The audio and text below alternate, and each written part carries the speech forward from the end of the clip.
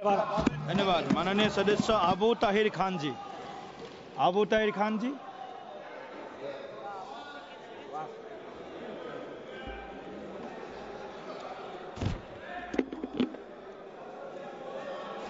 ধন্যবাদ স্যার। আজকে এই পবিত্র সদনে ওয়াকফ অ্যামেন্ডমেন্ট বিল 2025 এর বিরোধিতা করে অল ইন্ডিয়া তৃণমূল কংগ্রেসের পক্ষ থেকে আমি আমার বক্তব্য রাখছি। মাননীয় নিশিকান্ত দুবেজি অনেক কথা বলে গেলেন। আমাদের দুর্ভাগ্য, এত বড় বড় কথা উনি এই পবিত্র সদনে বললেন, আজকে ওনার অন্তত এটা মনে করা উচিত ছিল। আজকে ভারতবর্ষের সবথেকে বেশি জমি যেমন রেলের হাতে আছে, তেমনি মাইনরিটি কমিউনিটি আল্লাহর ক্ষেত্রে দান করছে।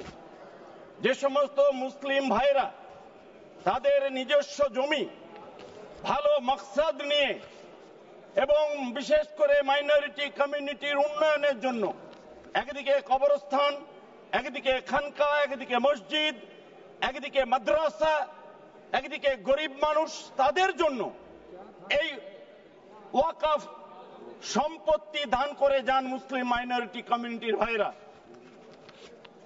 এবং যখন দান করেন তার সত্যিকারের লিগ্যাল রাইট আছেন কিনা, অনেকে অনেক কথা বলছিলেন লিগ্যাল রাইট আছে কিনা।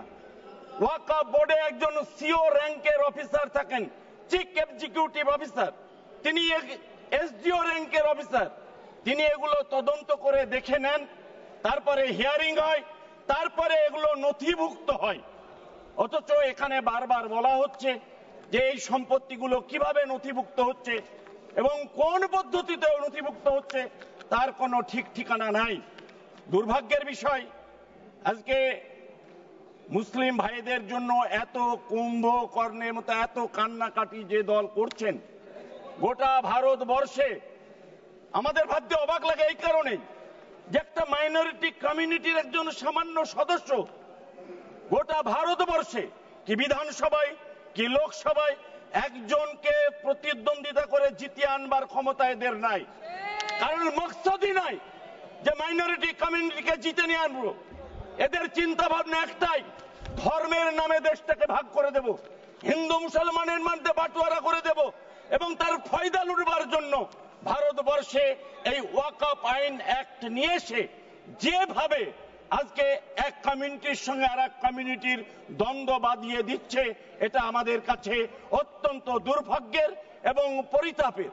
আমরা সবিনয়ের সঙ্গে আবেদন করব যে এখানে যেহেতু এটা মুসলিম কমিউনিটির স্বার্থে এ দান, সুতরাং এখানে অন্য কমিউনিটির মানুষের থাকাটা বাঞ্ছনীয় নয় এবং সেটা হতে পারে না।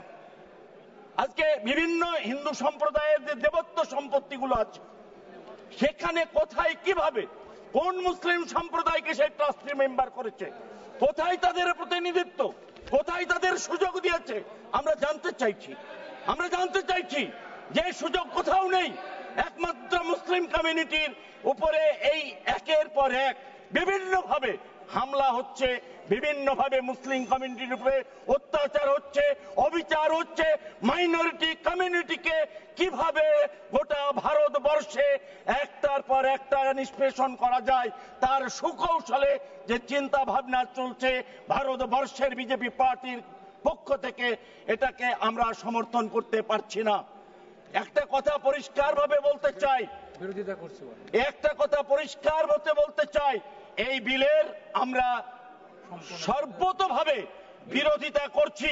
এবং স্যার এক মিনিট, এক সময় ভারতীয় জনতা পার্টি কিষানদের হিতের জন্য বিল নিয়ে এসেছিল, 1 বছর আন্দোলন হয়েছে, তারপরে তারা বাধ্য হয়েছে এই বিল থেকে সরে আসতে।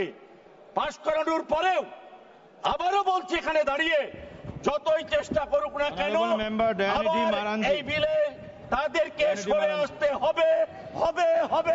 আমরা কোনোভাবে কোনো মতে এটা মেনে নেব না, নিচ্ছি না, সর্বতভাবে প্রতিবাদ চলছে।